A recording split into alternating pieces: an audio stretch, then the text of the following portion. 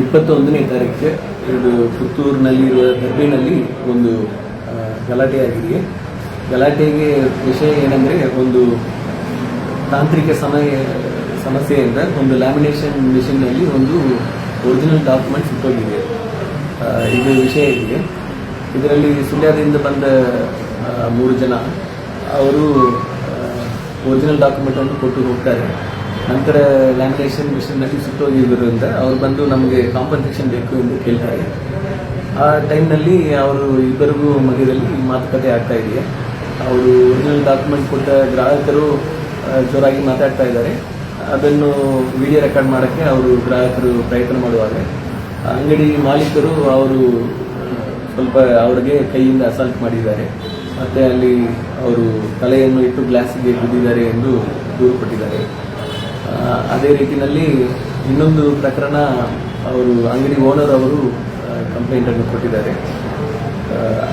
ಅಕ್ಷತಾ ರಾಯ್ ಎಂದು ಅವರು ದೂರನ್ನು ಕೊಟ್ಟಿದ್ದಾರೆ, ನಮಗೆ ಹಲ್ಲೆ ಮಾಡಿದ್ದಾರೆ ಎಂದು. ಇನ್ನೊಂದು ಪ್ರಕರಣ, ಆರೋಪಿಯನ್ನು ಪೊಲೀಸರು ಕರ್ಕೊಂಡು ಬಂದು ಗಾಡಿನಲ್ಲಿ ಹತ್ತಿಸಿದಾಗ ಅವಾಗ ಒಂದು ಪಾರ್ಷಿಯಲ್ ವಿಡಿಯೋ ಸಿಕ್ಕಿದೆ. ಅದರಲ್ಲಿ ನೌಶಾದ್ ಎಂದು ಒಂದು ವ್ಯಕ್ತಿ ಗಾಡಿಯೊಳಗೆ ಹೋಗಿದ್ದಂಗೆ ಇದೆ. ಸೊ ಅದರಲ್ಲಿ ಈಗ ಒಂದು 2 ವರ್ಷನ್ ಬಂದಿದೆ. ಸೊ ಅದನ್ನು ವೆರಿಫೈ ಮಾಡ್ತಾ ಇದ್ದೀವಿ ನಾವು. ಮತ್ತು ಈ ನಿಟ್ಟಿನಲ್ಲಿ 3 ಪ್ರಕರಣಗಳು ದಾಖಲಾಗಿರುವುದು ಕಂಡು ಬಂದಿದೆ. ಅದರಲ್ಲಿ ಕೆಲವೊಬ್ಬರು ಈಗ ಅದನ್ನು ಕಮ್ಯುನಲ್ ಕಲರ್ ಕೊಡಲಿಕ್ಕೆ ಪ್ರಯತ್ನ ಮಾಡಿರುವುದು ಕಂಡು ಬಂದಿದೆ. ಆ ನಿಟ್ಟಿನಲ್ಲಿನೂ ಪ್ರತ್ಯೇಕವಾಗಿ FIRಗೆಲ್ಲ ಇವತ್ತಿನ ದಿವಸ ನಾವು ರಿಜಿಸ್ಟರ್ ಮಾಡಿ ಮುಂದೆ ಪ್ರೆಸ್ ನೋಟ್ ಕೊಡ್ತೀವಿ, ಅದರ ಬಗ್ಗೆ ಡೀಟೇಲ್ಸ್ ಕೊಡ್ತೀವಿ.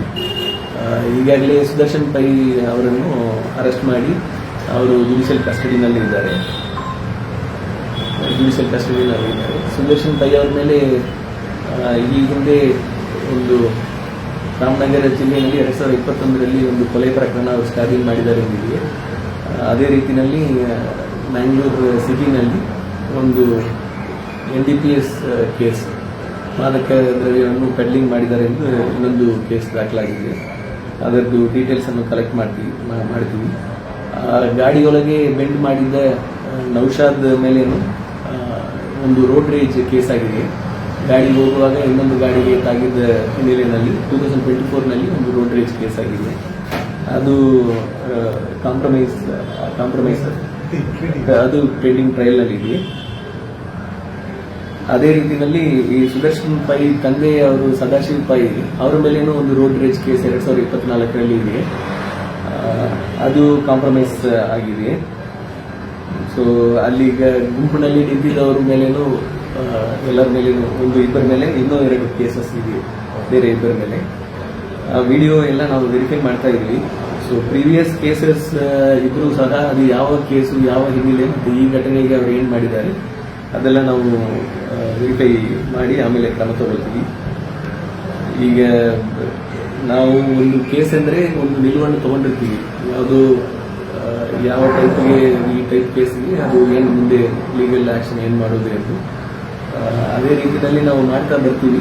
ಸೊ ಅದು ಧರ್ಮದ ಆಧಾರದ ಮೇಲೆ ಅಥವಾ ಸಾರ್ವಜನಿಕ ಒತ್ತಡ ಮೇಲೆ ಅಥವಾ ಡಿಮ್ಯಾಂಡ್ ಮೇಲೆ ನಾವು ಮಾಡಲಿಕ್ಕೆ ಆಗೋದಿಲ್ಲ. ನಾವು ಎವಿಡೆನ್ಸ್ ಕೊಡಬೇಕು ಕೋರ್ಟಿಗೆ, ಏನೇ ಮಾಡಿದರೆ ಅದನ್ನು ಕಲೆಕ್ಟ್ ಮಾಡಿ ನಾವು ಮುಂದೆ ಎಲ್ಲ ಕೇಸ್ನಲ್ಲಿನೂ ಕಾನೂನು ರೀತಿಯಲ್ಲಿ ಕ್ರಮ ತಗೊಳ್ತೀವಿ.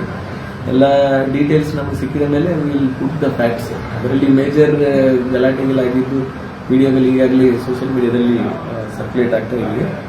ಸೊ ಸಾರ್ವಜನಿಕರು ಯಾವುದೇ ಇದಕ್ಕೆ ಯಾವ ವಿಚಾರ ಆಯಿತು, ಇದು ಏನು ಘಟನೆಗೆ ಟರ್ನ್ ಆಗಕ್ಕೆ ಪ್ರಯತ್ನ ಮಾಡ್ತಾ ಇದ್ದಾರೆ ಕೆಲವು ಗುಂಪುಗಳು, ಅದರ ಬಗ್ಗೆ ಸಾರ್ವಜನಿಕರು ಯಾವುದು ಗಮನ ಕೊಡಬಾರದು ಎಂದು ವಿನಂತಿಸ್ತೇನೆ. ಈ ನಿಟ್ಟಿನಲ್ಲಿ ಪುತ್ತೂರು ಸಬ್ ಡಿವಿಷನ್ ಆಫೀಸ್ನಲ್ಲಿ ಇವತ್ತು ಸಂಜೆ ಒಂದು 5 ಗಂಟೆಗೆ ಒಂದು ಪೀಸ್ ಕಮಿಟಿ ಮೀಟಿಂಗ್ ಆರ್ಗನೈಸ್ ಮಾಡಕ್ಕೆ ಹೇಳಿದ್ವಿ. ಎಲ್ಲರೂ ಬಂದು ಅವ್ರದ್ದು ಏನು ವಿಷಯ ಇದೆಯೋ ಅದನ್ನು ಹೇಳಬಹುದು. ಈಗ 2 ಕಡೆಯಿಂದನೂ, ಒಂದು ಕಡೆಯಿಂದ ನೌಶಾದ್ ಅರೆಸ್ಟ್ ಮಾಡಿ ಮತ್ತೆ ಇನ್ನೊಂದು ಕಡೆಯಿಂದ ಅವರು ತಾಯಿ ಅಂದರೆ ಅವರೇ ಶುರು ಮಾಡಿದ್ದಾರೆ ಗಲಾಟೆ. ಅವರನ್ನು ಅರೆಸ್ಟ್ ಮಾಡಿ, ತಂದೆಯನ್ನು ಅರೆಸ್ಟ್ ಮಾಡಿ, ನಿಯಾಸನ್ನು ಅರೆಸ್ಟ್ ಮಾಡಿ, ಈ ಥರ ಅವರವ್ರದ್ದು ಡಿಮ್ಯಾಂಡ್ಸ್ ಇದೆ. ನಾವು ಲೀಗಲ್ ಆಗಿ ಎಲ್ಲವನ್ನು ವೆರಿಫೈ ಮಾಡಿ ಪ್ರೊಫೆಷನಲ್ ಆಗಿ ತೀರ್ಮಾನ ತಗೊಳ್ತೀವಿ. ಸೊ ಆವಾಗ ತನಕ ಸಾರ್ವಜನಿಕರು ಯಾವುದೇ ವದಂತಿಗಳಿಗೆ ಅಥವಾ ಇದನ್ನು ತಿರುಚುವ ಪ್ರಯತ್ನ ಮಾಡುವ ಯಾರಿಗೂ ಕಿವಿ ಕೊಡಬಾರದು. ಸರ್ ಬೇರೆ ಅರೆಸ್ಟ್ ಆಗಿದ್ದೀರಾ? ಇಲ್ಲ, ಈಗ ಒಂದೇ ಒಂದು ಅರೆಸ್ಟ್ ಆಗಿದೆ ವಿಡಿಯೋ ಆಧಾರದ ಮೇಲೆ. ಉಳಿದ ಬಗ್ಗೆ ಪರಿಶೀಲನೆ ಮಾಡಿ ಡಿಸೈಡ್ ಮಾಡ್ತೀವಿ ಅದು ಏನಿದೆ ಎಂದು. ಅವರು ಇನ್ನೂ ಎವಿಡೆನ್ಸಸ್ ಕಲೆಕ್ಟ್ ಮಾಡ್ತಾ ಇದ್ವಿ, ಅದನ್ನು ತಗೊಂಡು ಆಮೇಲೆ ಈಗ ನೋಟಿಸ್ ಸರ್ ಈಗ ಇಶ್ಯೂ ಮಾಡಿದ್ವಿ. ಹಿಂದೂ ಜಾಗರಣ ವೇದಿಕೆ ಅವರ ಒಂದು ಪೋಸ್ಟರ್ ಬಿಟ್ಟಿದ್ದಾರೆ ಸಾಮಾಜಿಕ ಔಷಧವನ್ನು 48 ಗಂಟೆ ಒಳಗಡೆ ಬಂಧಿಸಬೇಕಂತ. ಇಲ್ಲದಿದ್ರೆ ಮಂಗಳೂರು ಪುತ್ತೂರು ಬಂದ್ರೆ ಅದು ಇಲ್ಲಿಗಲ್ ಇದೆ, ಆಮೇಲೆ ಸೂಕ್ತ ಕಾನೂನು ಕ್ರಮ ತಗೋತೀವಿ. ಸರ್ ಈಗ ಪೊಲೀಸ್ ಕರ್ತವ್ಯಕ್ಕೆ ಅಡ್ಡಿ ಅಂತ ಹೇಳೋದು ದರ್ಬೆ ಇಲ್ಲದ ಘಟನೆಗೆ ಮಾತ್ರ ಅಲ್ಲ ಬೇರೆ ಏನಾದ್ರು? ದರ್ಬೇನಲ್ಲಿ ಆಗಿದೆ ಘಟನೆ. ಈಗ ಸರ್ಕಾರಿ ಆಸ್ಪತ್ರೆಯಲ್ಲಿ ಇಲ್ಲ, ಸರ್ಕಾರಿ ಹಾಸ್ಪಿಟಲ್ನಲ್ಲಿ ಏನೋ ಆಗಿದೆ ಎಂದು ಒಂದು ವದಂತಿ ಬಂದಿದೆ. ಅದನ್ನು ಸಿಸಿಟಿವಿ ಫುಟೇಜ್ ಅನ್ನು ವೆರಿಫೈ ಮಾಡಿದ್ದೀವಿ. ಅಲ್ಲಿ ಇದ್ದ ಸಿಸಿಟಿವಿ ಫುಟೇಜ್ ಅನ್ನು ಅಲ್ಲಿ ಲಾಠಿ ಚಾರ್ಜ್ ಮಾಡಿದ ಪೊಲೀಸರು ಇಲ್ಲಿ ಲಾಠಿ ಚಾರ್ಜ್ ಮಾಡಿದ ಪೊಲೀಸರು ಅಲ್ಲಿ ಹೋಗಿದ್ದಾರೆ. ಅಲ್ಲಿಗೆ ಅದಕ್ಕೆ ಪಬ್ಲಿಕ್ ಅಂದರೆ ಅಲ್ಲಿ ಇದ್ದವರು ಅವರು ಇವರು ಕುಡಿದಿದ್ದಾರೆ, ಪೊಲೀಸ್ನವರು ಇಲ್ಲಿ ಇರಬಾರದು ಎಂದು ಹೇಳಿದ್ದಾರೆ. ಅದು ವಾದ ಬಂದ ಮೇಲೆ ಇನ್ಸ್ಪೆಕ್ಟರ್ ಅಲ್ಲೇ ಇದ್ರು. ಅವರು ಇಲ್ಲ, ನೀವು ಗಾಡಿಯಲ್ಲಿ ಹೋಗಿ ಪ್ರಾಬ್ಲಮ್ ಅನ್ನೆಸರಿ ಎಸ್ಕಲೇಟ್ ಮಾಡಬೇಡ ಎಂದು ಹೇಳಿ ತಿಳಿಸಿದ್ದಾರೆ. ಅಲ್ಲಿ ಯಾವುದೇ ಅಸಾಲ್ಟ್ ಅಥವಾ ಸಿಬ್ಬಂದಿಗೆ ಮಾತಾಡಿದ್ದೀನಿ ಈಗ ಬಂದು, ಅದರಲ್ಲಿ ಯಾವುದೇ ಅಸಾಲ್ಟ್ ಆ ಥರ ಯಾವುದೋ ಕಂಪ್ಲೇಂಟ್ ಅದು ಸುಳ್ಳಿತ್ತು. ಅದು ಕೂಡ ಒಂದು ಕರ್ತವ್ಯ ಕಡ್ಡಿ ಅಂತ ಆಗುದಿಲ್ಲ ಸರ್? ಪೊಲೀಸ್ ಒಳಗೆ ಹೋಗೋದು ಅವರು ಇಲ್ಲ, ಮಾತಾಡಿದ್ರೆ ಕರ್ತವ್ಯ ಕಡ್ಡಿ ಅಂದರೆ ಇನ್ನೂ ನಾವು ಜಾಸ್ತಿ ಕೇಸಸ್ ಮಾಡಬೇಕಾಗಿದೆ. ಅಂದರೆ ನಮ್ಮ ಕರ್ತವ್ಯ, ನಾವು ವಿಡಿಯೋ ಸ್ಟೇಟ್ಮೆಂಟ್ ಮಾಡಕ್ಕೆ ಹೋಗಿದ್ದೀವಿ. ನಮ್ಮ ಕರ್ತವ್ಯ ಅಲ್ಲಿ ಏನಿತ್ತು, ವಿಡಿಯೋ ಸ್ಟೇಟ್ಮೆಂಟ್ ಮಾಡಕ್ಕೆ ಹೋಗಿದ್ದೀವಿ. ವಿಡಿಯೋ ಸ್ಟೇಟ್ಮೆಂಟ್ ಮಾಡಲಿಕ್ಕೆ ಯಾರು ಅಡ್ಡಿ ಮಾಡಲಿಲ್ಲ. ಇದು ಪುತ್ತೂರಿನಲ್ಲಿ ಏನು ಕೇಸ್ ಮಾಡಿದ್ವಿ, ನಮ್ಮ ಕರ್ತವ್ಯ ಅರೆಸ್ಟ್ ಮಾಡಿ ಕರ್ಕೊಂಡು ಬರೋರು. ಅದರಲ್ಲಿ ಇನ್ಸಿಡೆಂಟ್ ಆಗಿದೆ ಅಂದರೆ ಅದು ವಿಡಿಯೋದಲ್ಲಿ ಇರೋದು, ಅದನ್ನು ವೆರಿಫೈ ಮಾಡಿ. Thank you.